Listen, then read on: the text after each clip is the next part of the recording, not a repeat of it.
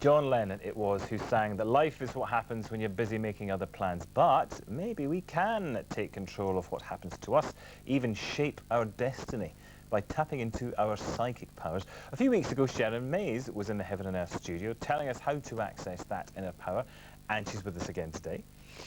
So for the past 6 weeks, 3 Heaven and Earth viewers have been putting Sherron's ideas to the test. Sherron, remind us then of the basic principles you wanted them to use. Right. They're basically using techniques such as visualization techniques, ways of using their imagination, focusing their mind, and actually becoming aware of their thoughts so that they can actually control their mind and make it work for them and create what they wanted in their life rather than allowing their mind to control them. Okay. Right, well let's have a reminder then of the issues our 3 hopefuls were trying to deal with and find out how they got on.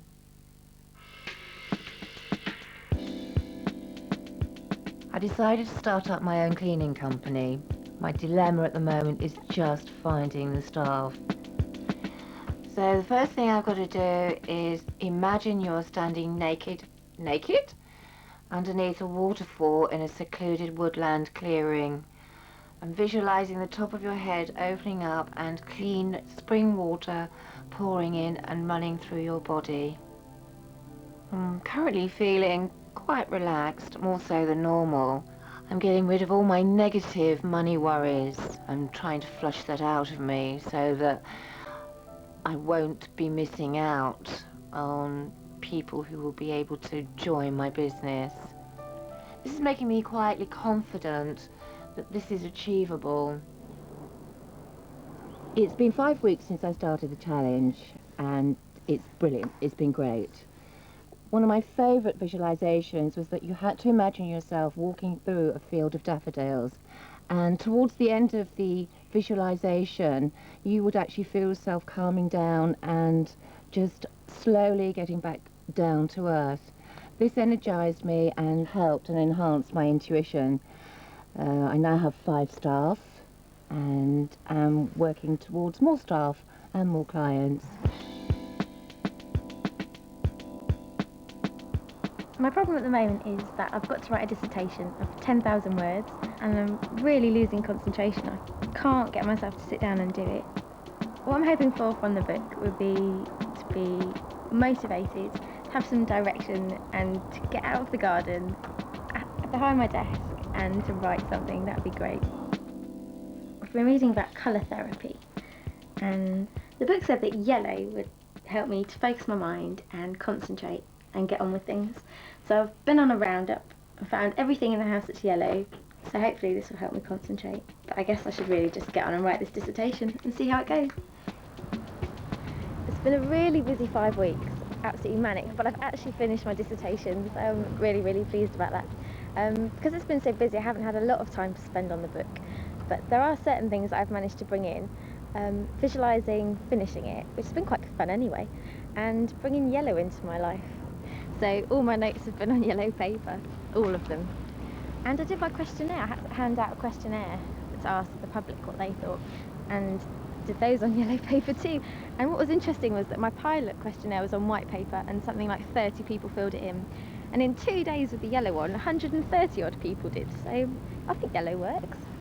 Some of the things in the book aren't necessarily something that you'd assume was psychic. It's not all about reading people's minds or just knowing what's going to happen. It's more about sorting your head out than reading other people's, for me anyway. I'm looking for, I suppose, a long-term relationship now, and being 30 I am actually looking to settle down a bit more. My dilemma really is meeting somebody new. So the next step is that I have to say, what are you looking for, and are you really ready for love? Before you read any further, I want you to answer the following 10 questions to discover if you really are ready for your dream partner. Yeah, I'm ready for my dream partner. Name all the reasons why you haven't got the relationship you really want. I'm going to need a woman at some point. Name all the reasons why I haven't got the relationship. I just haven't met the right person. I've known Adam now for over 12 years, and during that time he's never been able to find quite the right lady. And then over the last don't know, 3 or 4 weeks, he's started talking about auras and visualizations and mantras. And mantras and weird stuff like that. Yeah, absolutely. What I've been doing over the last few weeks is, before seeing somebody or before going out on the date, is actually visualizing that date. And there was this one particular woman, and we were due to have a date on the Saturday night, and so I spent a week beforehand actually going through the visualizations. And what the book tells you to do is to visualize yourself on the date in as much detail as you can, including having a good time, which is quite bizarre in itself. And madly enough, I did this, like I say, beforehand, and then all of a sudden, on the night, things seemed to go pretty much exactly how I wanted them to. Well, congratulations to Angie and Talia. Adam is with us now. Nice to see you, Adam. Hello. And good to know that those visualizations work. But I know what Heaven and Earth viewers are like. They're a sceptical lot, and the same that he's a handsome-looking bloke, 30-year-old, great job, lovely car, if that was your car. It was, yes. Great personality.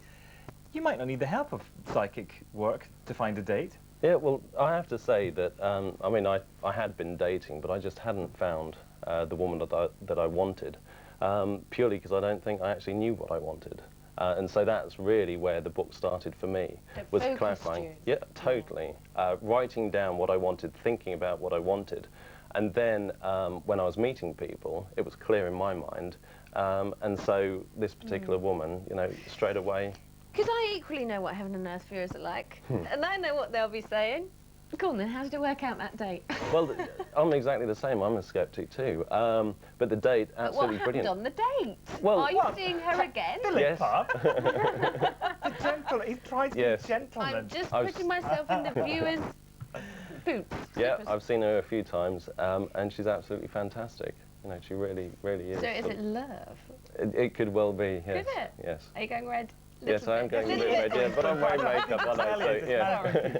Just to give Adam a bit of a breather from Lieutenant Forrester here. I'm only Can I just say that Adam said he wanted a thunderbolt, and he got a thunderbolt. He said it's the first time in his life that he's actually had this kind of chemistry with a woman, and that's pretty amazing, and it happened 4 days after he did the visualisation. So how come all these people who wanted different things, how come it's worked for them then? Well, what it is, it's tapping into your intuition, which is learning about the nature of your mind. We all have an aura around us, and we all know, sort of, you know, generally when we meet somebody for the first time, whether we instinctively like them, or whether we don't, or whether we feel neutral about them. And children do it, you know, we gravitate towards certain people within a group situation. And if you think of thoughts and beliefs, and all the feelings that you have are contained in this energy field, and they radiate energy, and we're attracted to like-minded people.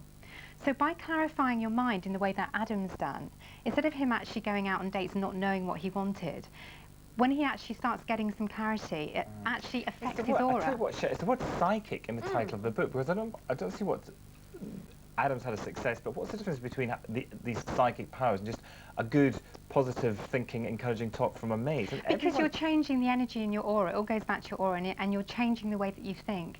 And our intuition, it's all about tapping into your finer instincts. Do you feel that, you know, all these three people who got a success just got round to doing the thing they knew they had to do anyway? Well, I'll tell you what, we can all achieve